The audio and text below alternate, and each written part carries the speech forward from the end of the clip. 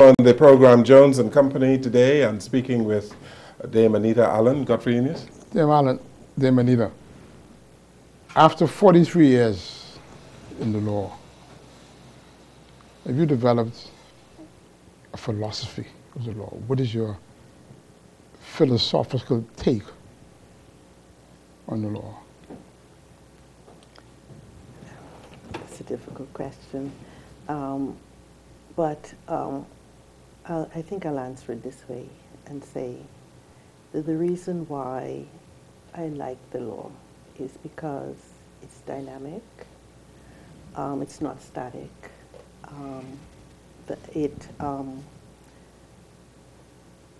if a problem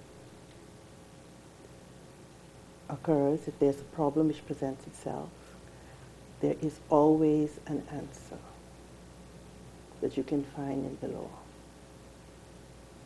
Every question can be answered. And that is what I like about the law. That is different, I think, from some of the other professions like medicine. Mm. There are some things that you cannot heal, that you can't do anything about. In the law, there's always an answer. Tell me, should the law reflect a society, or should a society reflect the law?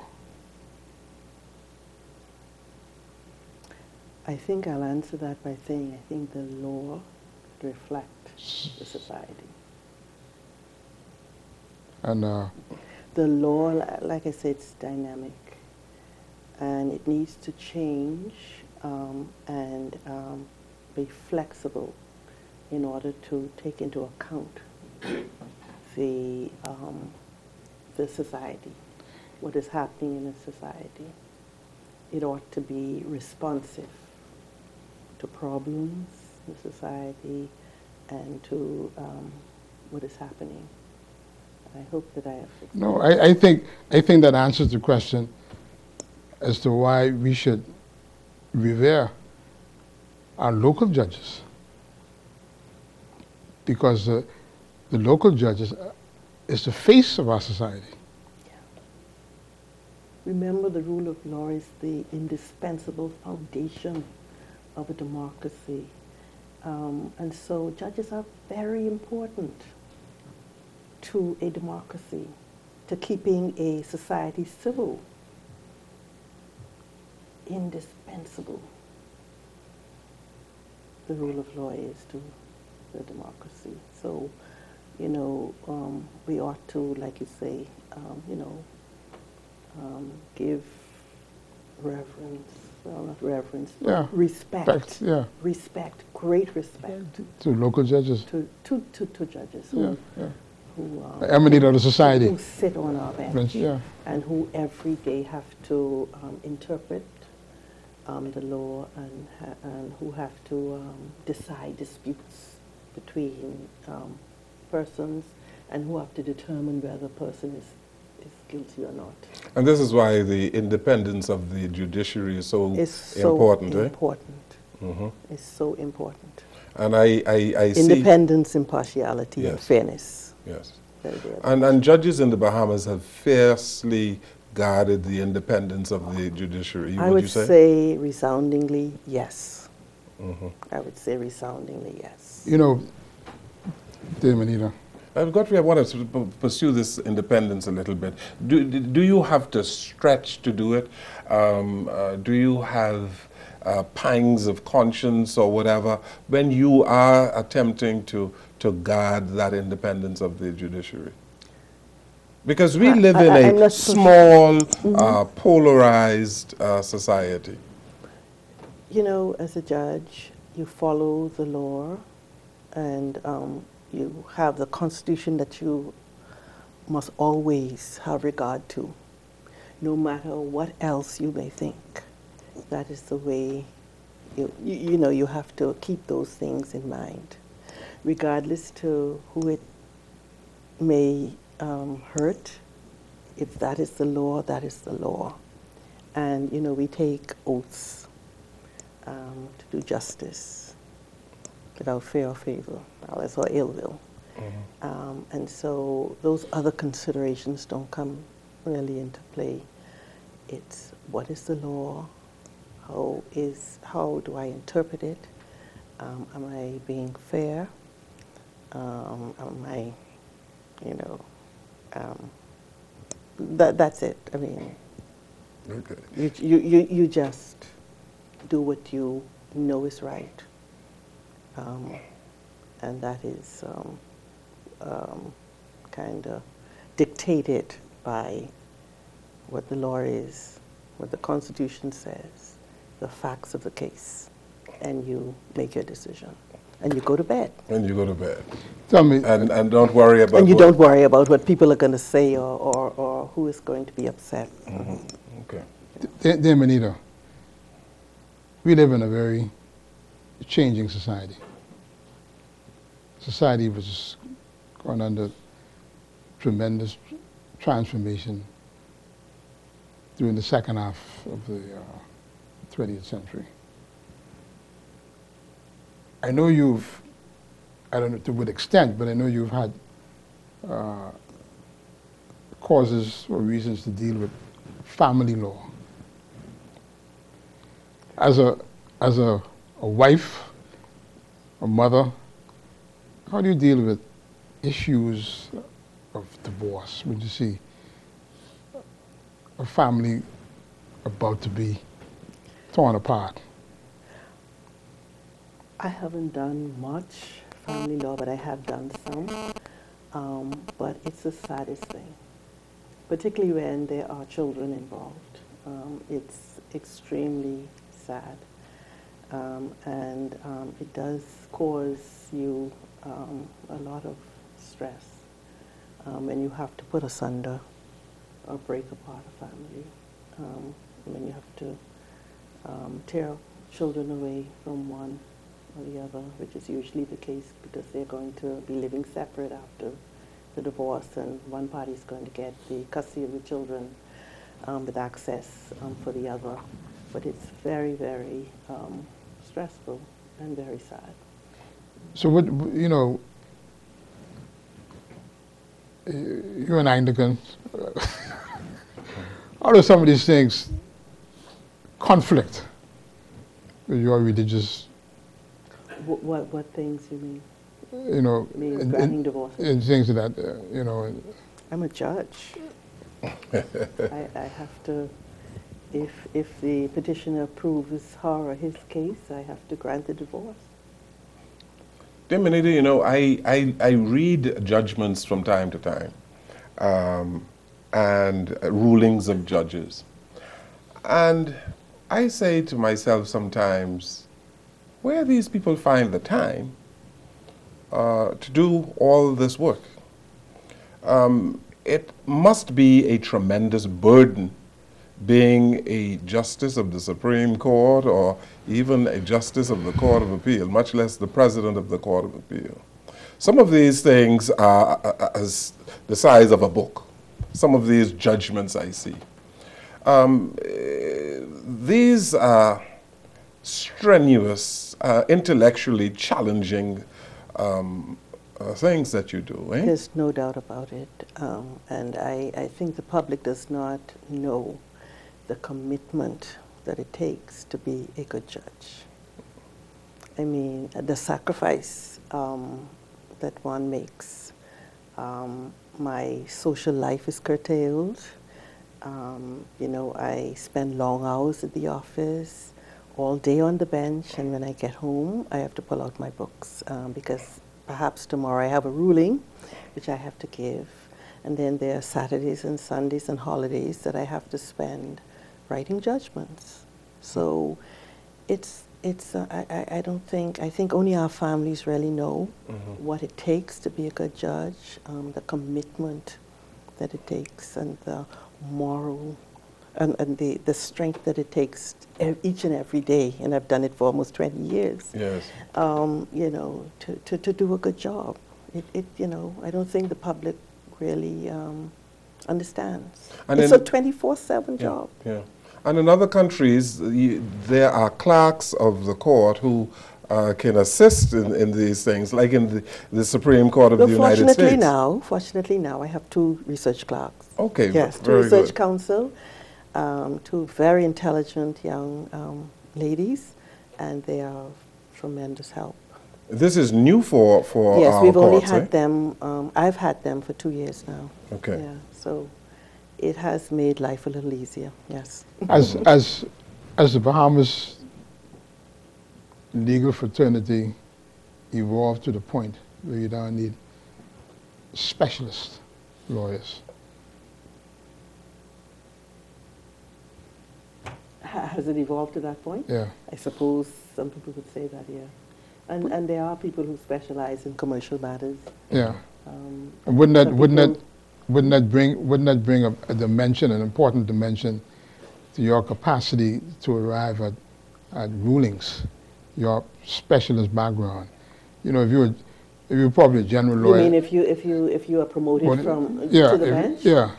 If you're a general lawyer and you got to deal with a corporate matter, or if you deal with corporate law and you have to do a criminal matter. Yeah, you know. you know. Yeah. Well, I was fortunate because I had experience on both sides. On both sides, right? And so I was fortunate, and I think the week that I was sworn in as a justice of the Supreme Court, I had to take over the list of a senior justice in criminal matters, and I did them. Because you were a prosecutor one time. Yes, I was. Yes. And in fact, I also defended during the time that I was in private practice. I did some defense work as well. Okay. So I think was prepared. But yes, I think it would be a challenge for a lot of people. I have a son who's a lawyer. It would be a challenge for a lot of people. He's been at the bar almost, when he was came to the bar. Yes. I don't think he's ever done a criminal case. Yeah. He should do it. You are at the zenith now of your profession, some would say. I guess you would agree. Having spent time in the Supreme Court as a senior justice, and you are now the president of the Court of Appeal. There are a whole lot of Bahamians who believe that the country is robbed by people demitting office too early. And I promise that we will not put you on the spot in any way in this interview. But I think we need to talk about term limits in the Bahamas, because someone of your stature, of your qualification, say in the United States, would serve as long as you wish. Yes. And you are extremely competent, mentally agile. You have the experience. Aren't we robbing our society when we put limits on judges? You know, I think so. I hope I'm not. And I've expressed this in the last 2 special sittings that we had, when we had to say goodbye to judges. The latest being when we had to say goodbye to Justice Conte and Justice Adley, and then it was Justices John and Blackman last year. So the Court of Appeal has lost a lot of experience and that wealth of knowledge. So we have to kind of start again. I'm the only person who's left from that court there. So now we have new people coming in. And if we continue the way we are going, in a few years we would lose Dame Anita. In 2 years. Yes, in 2 years. And I mean, just look at you. You're just set to go. But Dame Anita, that's a societal problem.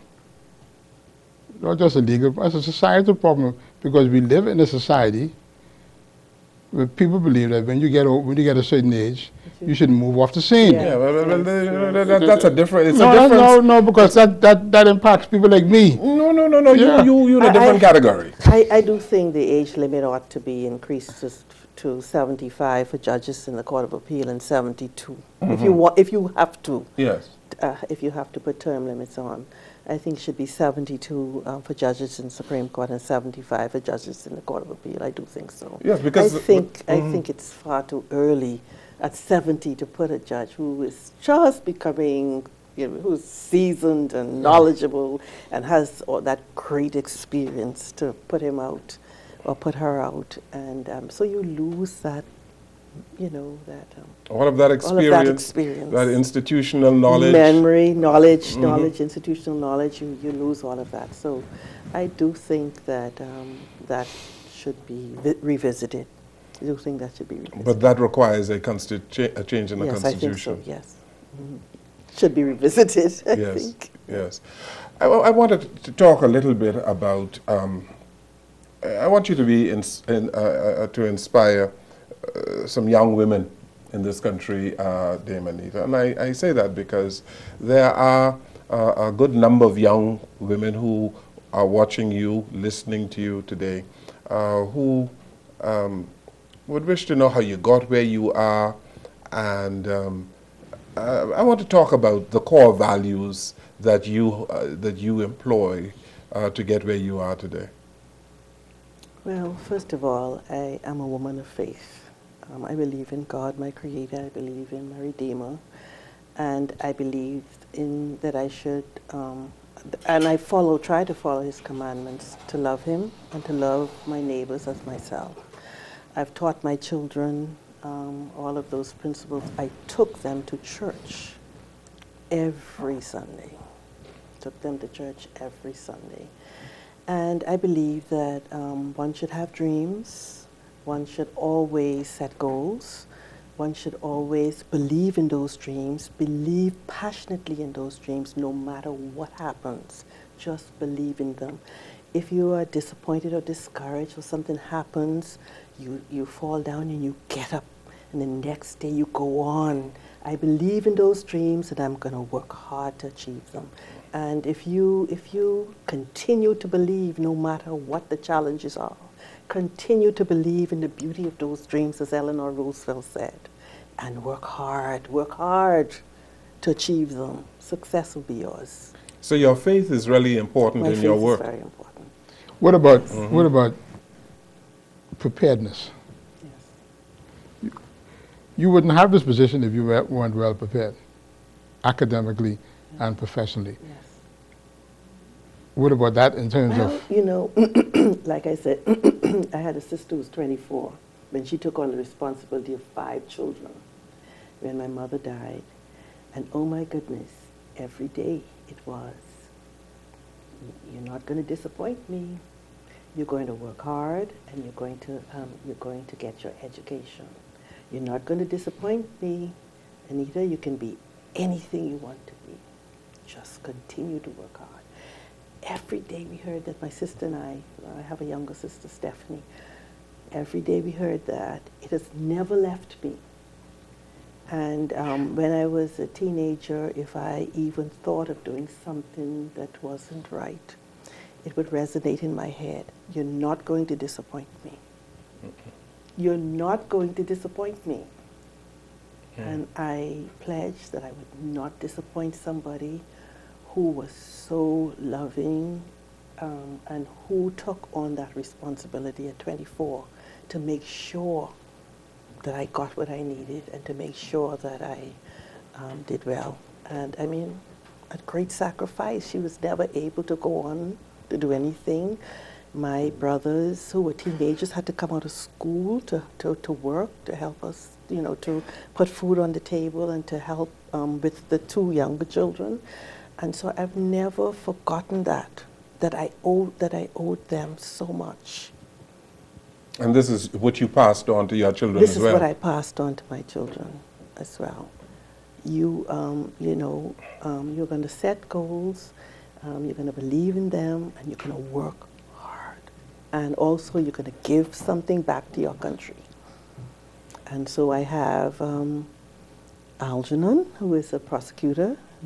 I hope you don't mind me begging. No, not at all. Algernon, who's a prosecutor in the AG's office. And then there's Dr. Antoine Allen, who's a vet at the Ministry of Agriculture. And then I have Aaliyah, who's just given service to BFSB, and Emile, of course, she's still doing her medical training. She's now a certified pediatrician, and she's doing a fellowship in neonatology. So, and then I have Felicia, who's my adopted daughter, who is doing very well as well. So I'm very proud of them, and I think that I was able to instill in them, you know, that passion to succeed and to work hard to achieve what they wanted to do and to give back.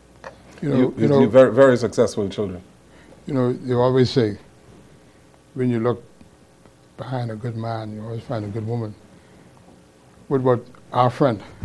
The opposite way around. Our friend.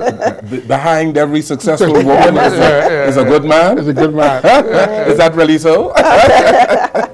I would prefer to say on the side of, not behind or in front. That is good. Right, because, you know, I consider him, well, we've been married for 41 years, and I have had his unconditional love, his support, his encouragement. He's very encouraging. He always go for it, Anita. You know, so I could not have done this without him. You were called at the bar the same year? time. Same time? Well, he was called in August. We were called in England the same time. But in the Bahamas, he was called in August, and I was called in September. Before you were married? Yes. Okay. Yes. So you knew him in London as a student? Guess what? We met the day after our exam results came out. But I knew him from Government High when I was in Government High. But we only kind of got together the day after we received our results in London. He came over by where I lived, and we got to talking, and and you celebrated. The rest is history. Interesting. No, but he's been very, very supportive and encouraging, and I thank him and my children. And he has been successful in his own right as a politician and as an attorney. Yes. And I know that you've been the strength behind him as he moved as a minister of the government and in various other things that he's done. We support each other. I think we consider each other partners in this life, as well as, you know, wife and husband. And we support each other. Whatever he wants to do, I support him. Whatever I dream of doing and I want to do, he supports me. So that's the way it's been. You're an important lady. You're an important lady. And you had a challenging job. And I know for a lot of women, balancing career and family is not easy. How do you respond to that? Eneas, when I think about it, I don't know how I achieved it. Really, I look at it and I said, wow, I don't believe it. Because, you know, I think I had my first child at 27 and my last child at 38. It's just a balancing act, and I can tell you that I never missed a parent-teachers conference. Never missed a parent-teachers conference. Never missed a swim meet. Never. I used to see you at swim meet. Never missed a softball game that my children were playing in. Yeah. Never missed a play. Always there. Don't know how I did it, but I did it. Always set aside their time to support them. And music, when they were having their music exams, all of them started an instrument. And the girls did the Royal Schools of Music exams. And I would be there with them outside the exam hall with there, you know, dropping them. And I recall on many occasions seeing Sean Turnquest, that's Tommy Turnquest's wife. So we would be out there, you know, praying and and cheering. And cheering and encouraging them to do their best. But I often wonder how I did it, but I did it. You still leave the bench to go home and cook? Yes, every day. Every day? You cook every day? Every day. All right. On that note, we take this break. Let's take this break on our program. We'll come right back.